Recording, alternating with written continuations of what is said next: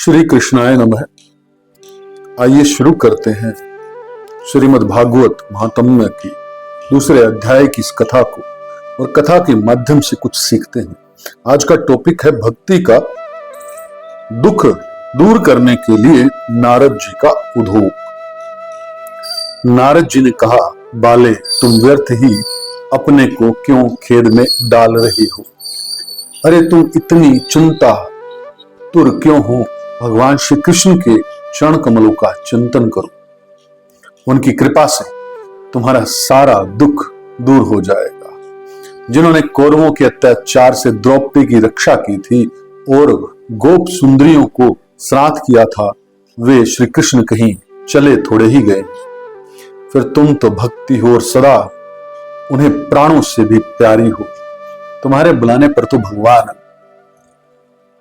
नीचों के घरों में भी चले जाते हैं।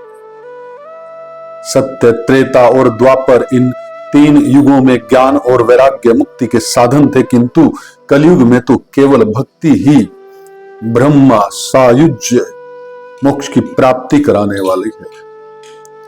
यह सोचकर ही परमानंद मूर्ति ज्ञान स्वरूप श्री हरि ने अपने सत्व स्वरूप से तुम्हें रचा है। तुम साक्षात श्री कृष्ण चंद्र की प्रिया और परम सुंदरी हो। एक बार जब तुमने हाथ जोड़कर पूछा था कि मैं क्या करूं, तब भगवान ने तुम्हें यही आज्ञा दी थी कि मेरे भक्तों का पोषण करो। तुमने भगवान की वह आज्ञा स्वीकार कर ली। इससे तुम पर श्री हरि बहुत प्रसन्न हुए और तुम्हारी सेवा करने के लिए मुक्ति को तुम्हें दासी के रूप में दे दिया, और इन ज्ञान वैराग्यों को पुत्रों के रूप में तुम अपने साक्षात स्वरूप से वैकुंठ धाम ही भक्तों का पोषण करती हो। भूलोक में तो तुमने उनकी पुष्टि के लिए केवल छाया रूप धारण कर रखा है। तब तुम मुक्ति, ज्ञान और वैराग्य को साथ लिए पृथ्वी तल पर आई और सतयुग से द्वापर पर्यंत बड़े आनंद से रही। कलयुग में तुम्हारी दासी मुक्ति पाखंड रूप रोग से पीड़ित होकर क्षीण होने लगी थी, इसलिए वह तो तुरंत ही तुम्हारी आज्ञा से वैकुंठ लोक को चली गई। इस लोक में भी तुम्हारे स्मरण करने से ही वह आती है और फिर चली जाती है, किंतु इन ज्ञान वैराग्यों को तुमने पुत्र मानकर अपने पास ही रख छोड़ा है। फिर भी कलयुग में इनकी उपेक्षा होने के कारण तुम्हारे ये पुत्र उत्साहहीन और वृद्ध हो गए हैं। फिर भी तुम चिंता न करो, मैं इनके लिए नव जीवन का उपाय सोचता हूं। सुमुखी कली के समान कोई भी युग नहीं है। इस युग में मैं तुम्हें घर घर में प्रत्येक पुरुषों के हृदय में स्थापित कर दूंगा। देखो, अन्य सब धर्मों को दबाकर और भक्ति विषयक महोत्सवों को आगे रखकर यदि मैंने लोक में तुम्हारा प्रचार न किया तो मैं श्री हरि का दास नहीं। इस कलयुग में तो जो जीव तुमसे युक्त होंगे वे पापी होकर भी बेखट के भगवान श्री कृष्ण के अभय धाम को प्राप्त होंगे। जिनके हृदय में निरंतर प्रेम रूपणी भक्ति निवास करती है, वे सुधांत कर्ण पुरुष स्वप्न में भी यमराज को नहीं देखते। जिनके हृदय में भक्ति महारानी का निवास है, उन्हें प्रेत, पिशाच, राक्षस या दैत्य आदि स्पर्श करने में भी समर्थ नहीं हो सकते। भगवान तप, वेदाध्ययन, ज्ञान और कर्म आदि किसी भी साधन से वश में नहीं किए जा सकते। वे केवल भक्ति से ही वशीभूत होते हैं। इसमें श्री गोपीजन प्रमाण है। मनुष्यों का सहस्त्रों जन्म के पुण्य प्रताप से भक्ति में अनुराग होता है। कलयुग में केवल भक्ति ही सार है। भक्ति से तो साक्षात श्री कृष्ण चंद्र सामने उपस्थित हो जाते हैं। जो लोग भक्ति से द्रोह करते हैं वे तीनों लोक में दुख ही दुख पाते हैं। पूर्व काल में भक्त का तिरस्कार करने वाला दुर्वासा ऋषि को बड़ा कष्ट उठाना पड़ा था। बस वर्त, तीर्थ, योग, यज्ञ और ज्ञान चर्चा आदि बहुत से साधनों की कोई आवश्यकता नहीं है। एकमात्र भक्ति ही मुक्ति देने वाली है। सूत जी कहते हैं कि इस प्रकार नारद जी के निर्णय किए हुए अपने महात्म्य को सुनकर भक्ति के सारे अंग पुष्ट हो गए और वे उनसे कहने लगी। भक्ति ने कहा, नारद जी आप धन्य है, आप की मुझसे निश्चल प्रीति है, मैं सदा आपके हृदय में रहूंगी, कभी आपको छोड़कर नहीं जाऊंगी। साधु आप बड़े कृपालु हो, आपने क्षण भर में ही मेरा सारा दुख दूर कर दिया, किंतु अभी भी मेरे पुत्रों में चेतना नहीं आई है, आप इन्हें शीघ्र ही सचेत कर दीजिए, जगा दीजिए। सूत जी कहते हैं कि भक्ति के ये वचन सुनकर नारद जी को बड़ी करुणा आई और वे उन्हें हाथ से हिला डुलाकर जगाने लगे। फिर उनके कान के पास मुंह लगाकर जोर से कहा, ओ ज्ञान जल्दी जग पढ़ो, ओ वैराग्य जल्दी जग पढ़ो। फिर उन्होंने वेद ध्वनि, वेदांत घोष और बार बार गीता पाठ करके उन्हें जगाया। इससे वे जैसे तैसे बहुत जोर लगाकर उठे, किंतु आलस्य के कारण वे दोनों जवाई लेते रहे, नेत्र उंघाड़ कर देख भी नहीं सके। उनके बाल बगलों की तरह सफेद हो गए थे, उनके अंग प्राय सूखे काठ के समान निस्तेज और कठोर हो गए थे।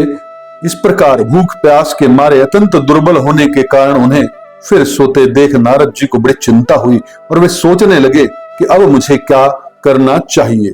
इनकी यह नींद और इससे भी बढ़कर इनकी वृद्धावस्था कैसे दूर हो। शौनक जी इस प्रकार चिंता करते करते वे भगवान का स्मरण करने लगे।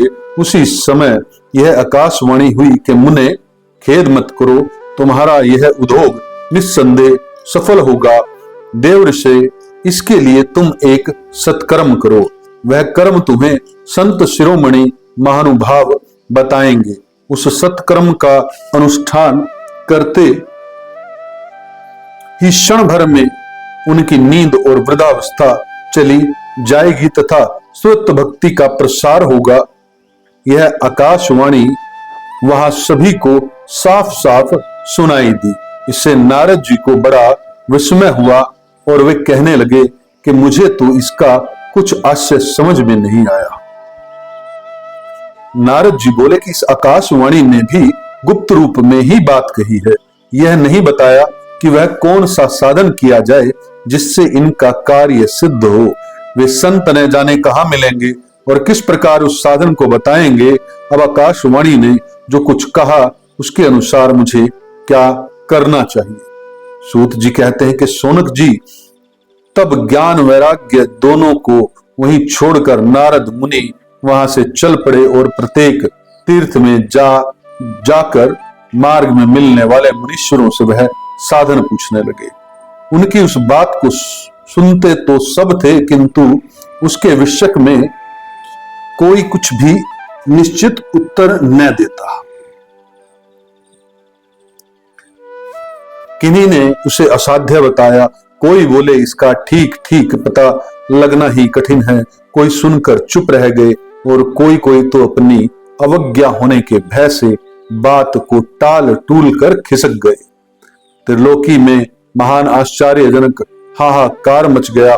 लोग आपस में कानाफूसी करने लगे कि भाई, जब वेद ध्वनि, वेदांत घोष और बार बार गीता पाठ सुनाने पर भी भक्ति, ज्ञान और वैराग्य ये तीनों नहीं जगाए जा सके, तब और कोई उपाय नहीं है। स्वयं में योगी राज नारद को भी जिसका ज्ञान नहीं, उसे दूसरे संसारी लोग कैसे बता सकते हैं।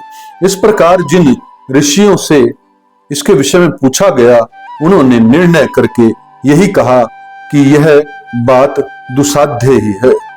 तब नारद जी बहुत चिंतातुर हुए और बद्री वन में आए।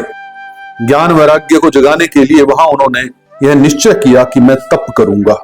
इसी समय उन्होंने अपने सामने करोड़ों सूर्य के समान तेजस्वी सनकादि मुनीश्वर दिखाई दिए। उन्हें देखकर वे मुनिश्रेष्ठ कहने लगे। नारद जी ने कहा, महात्माओं, इस समय बड़े भाग्य से मेरा आप लोगों के साथ समागम हुआ है। आप मुझ पर कृपा करके शीघ्र ही वह साधन बताइए। अब आप सभी लोग बड़े योगी, बुद्धिमान और विद्वान हैं। आप देखने में 5-5 वर्ष के बालक से जान पड़ते हैं, किंतु मैं पूर्वजों के भी पूर्वज। आप लोग सदा बैकुंठ धाम में निवास करते हैं, निरंतर हरि कीर्तन में तत्पर रहते हैं, भगव लीला मृत का रसावदन कर सदा उसी में उन्मत्त रहते हैं और एकमात्र भगवत कथा ही आपके जीवन का आधार है। हरि शरणम, भगवान ही हमारे रक्षक हैं, यही वाक्य मंत्र सर्वदा आपके मुख में रहता है। इसी से काल प्रेरित वृद्धावस्था भी आपको बाधा में नहीं पहुंचाती। पूर्व काल में अपने भूभृंग मात्र से भगवान विष्णु के द्वारपाल जब जय और विजय तुरंत पृथ्वी पर गिर गए थे और फिर आपकी ही कृपा से वे पुनः वैकुंठ लोक पहुंच गए। धन्य है, इस समय आपका दर्शन बड़े सौभाग्य से हुआ है। मैं बहुत दीन हूं, आप लोग स्वभाव से ही दयालु हैं, इसलिए मुझ पर आपको अवश्य कृपा करनी चाहिए। बताइए, आकाशवाणी ने जिसके विषय में कहा वह कौन सा साधन है और मुझे किस प्रकार उसका अनुष्ठान करना चाहिए? आप इसका विस्तार से वर्णन कीजिए। भक्ति, ज्ञान और वैराग्य को किस प्रकार सुख मिलता है और किस तरह इनकी प्रेम पूर्वक सब वर्णों में प्रतिष्ठा की जा सकती है। सनकादि ने कहा, देव ऋषि, आप चिंता न करें, मन में प्रसन्न हो। उनके उद्धार का एक सरल उपाय पहले से ही विद्यमान है। नारद जी, आप धन्य हैं, आप विरक्तकों के शिरोमणि हैं, श्री कृष्णदासों के शाश्वत पथ प्रदर्शक एवं भक्ति योग के भास्कर हैं। आप भक्ति के लिए जो उद्योग कर रहे हैं, यह आपके लिए कोई आश्चर्य की बात नहीं समझनी चाहिए। भगवान के भक्त के लिए तो भक्ति की सम्यक स्थापना करना सदा उचित ही है। ऋषियों ने संसार में अनेकों मार्ग प्रकट किए हैं, किंतु वे सभी कष्ट साध्य हैं और परिणाम में प्राय स्वर्ग की प्राप्ति कराने वाले हैं। अभी तक भगवान की प्राप्ति कराने वाला मार्ग तो गुप्त ही रहा है। उसका उपदेश करने वाला पुरुष प्राय भाग्य से ही मिलता है। आपको आकाशवाणी ने जिस सत्कर्म का संकेत दिया है उसे हम बतलाते हैं। आप प्रसन्न और समाहित चित्त होकर सुनिए। नारद जी द्रव्य यज्ञ, तपो यज्ञ, योग यज्ञ और स्वाध्याय रूप यज्ञ, ये सब तो स्वर्ग आदि की प्राप्ति कराने वाले कर्म की ही ओर संकेत करते हैं। पंडितों ने ज्ञान यज्ञ को ही सत्कर्म मुक्तिदायक कर्म का सूचक माना है। श्रीमद् भगवत का प्रायण है कि जिसका गान शुक्रादि महानुभावों ने किया है, उसके शब्द सुनने से ही भक्ति, ज्ञान और वैराग्य को बड़ा बल मिलेगा। इससे ज्ञान वैराग्य का कष्ट मिट जाएगा और भक्ति को आनंद मिलेगा। सिंह की गर्जना सुनकर जैसे भेड़िए भाग जाते हैं, उसी प्रकार श्रीमद् भागवत की ध्वनि से कलयुग के सारे दोष नष्ट हो जाएंगे। तब प्रेम रस प्रवाहित करने वाली भक्ति, ज्ञान और वैराग्य को साथ लेकर प्रत्येक घर और व्यक्ति के हृदय में क्रीड़ा करेगी। नारद जी ने कहा कि मैंने वेद वेदांत की ध्वनि और गीता पाठ करके उन्हें बहुत जगाया, किंतु फिर भी भक्ति, ज्ञान और वैराग्य ये तीनों नहीं जगे। ऐसी स्थिति में श्रीमद् भागवत सुनाने से वे कैसे जगेंगे? क्योंकि उस कथा के प्रत्येक श्लोक और प्रत्येक पद में भी वेदों का ही तो सारांश है। आप लोग शरणागत वत्सल हैं तथा आपका दर्शन कभी व्यर्थ नहीं होता, इसलिए मेरा यह संदेह दूर कीजिए, इस कार्य में विलंब न कीजिए। सनकादि ने कहा कि श्रीमद् भागवत की कथा वेद और उपनिषदों के सार से बनी है, इसलिए उनसे अलग उनकी फल रूपा होने के कारण वह बड़ी उत्तम जान पड़ती है। जिस प्रकार वृक्ष वृक्ष की जड़ से लेकर शाखा पर्यंत रहता है, किंतु इस स्थिति में उसका आस्वादन नहीं किया जा सकता।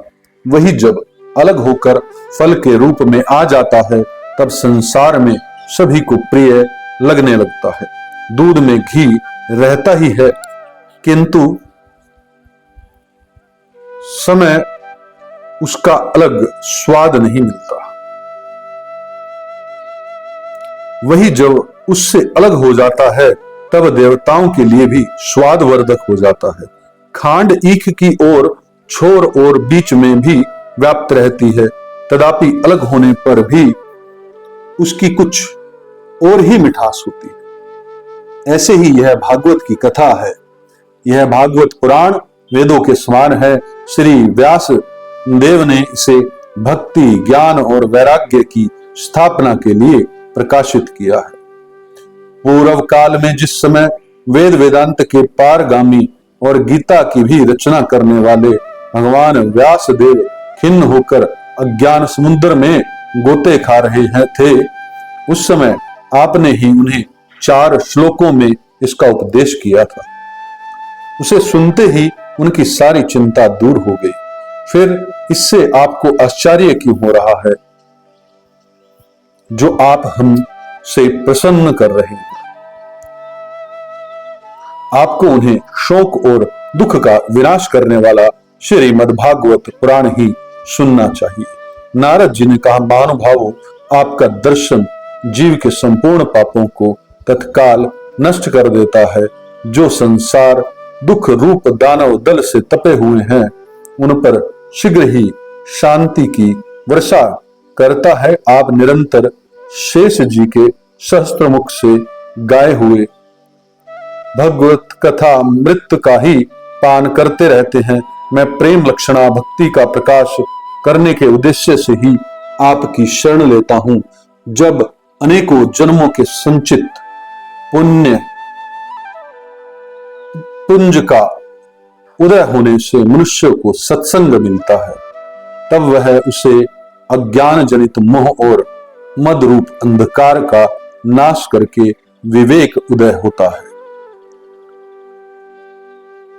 श्रीमद्भागवत कथा यहीं पर समाप्त होती है। दूसरा अध्याय यहां समाप्त हुआ। आपके जीवन में अंधकार से प्रकाश हो, ऐसी मेरी प्रार्थना है। मैं तो अत्यंत भाग्यशाली अपने आप को समझता ही कि मेरे द्वारा मुझे माध्यम बनाकर श्री कृष्ण और अस्तित्व, जबकि एक ही हैं, वो मुझसे कुछ करवा रही हैं। मैं धन्य हूं और आप धन्य हैं।